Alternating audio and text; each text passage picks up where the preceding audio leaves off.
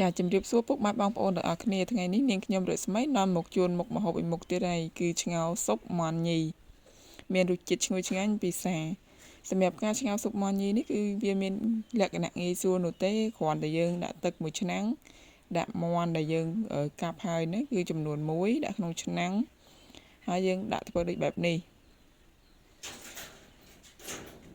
បន្ទាប់ពីសាច់មាន់របស់យើងនឹងដាក់ឆ្ងោរវាពុះហើយគឺយើងចាំបាច់បន្ថែមនៅគ្រឿងក្រៅមួយចំនួនដូចជាគល់ស្លឹកគ្រៃចាហើយពេលដែលវាថែមគល់ស្លឹកគ្រៃហើយក៏យើងបន្ថែមនៅប៊ីចេងបន្តិចដូចដែលរូបដែលខ្ញុំបង្ហាញនេះអញ្ចឹងដែរបន្ទាប់ពីទឹកវាពុះយ៉ាងខ្លាំងទៅទៀតចាំយើងចាប់ផ្ដើមដាក់នៅគ្រឿងទេសផ្សេងទៀត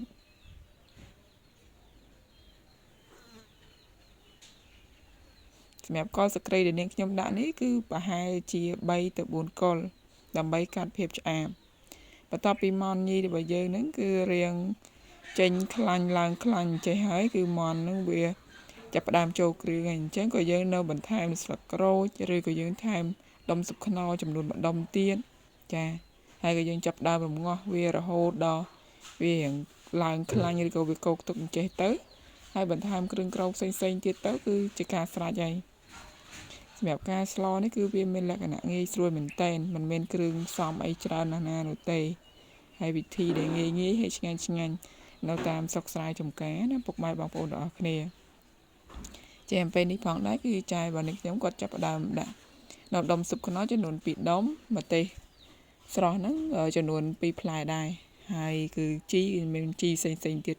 ដូចជីឆ្ងោរមាន់ជីអីចឹងទៅចា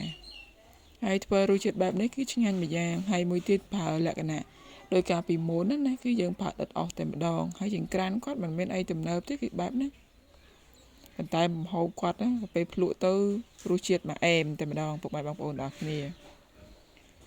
ចាសម្រាប់មុខម្ហូបមុខនេះគឺខ្ញុំហូបមុខម្ហូបរបស់ចែរបស់នាងខ្ញុំទេខ្ញុំទៅលេងផ្ទះគាត់ហើយក៏សុំគាត់ថតវីដេអូចឹងណាចាហើយមាន់របស់នាងខ្ញុំឬក៏មាន់របស់ចែនាងខ្ញុំហ្នឹងចាប់ឆ្អិនហើយមាន់ឆ្ងោរហ្នឹងគឺរសជាតិបែបនេះខ្ញុំដាក់បាយមួយចានខ្ញុំដាក់សាច់មាន់ដាក់អីចឹងមក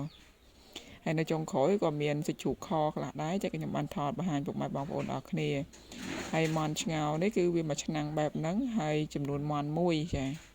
អ្នកសុកខ្សែចុកអង្ការ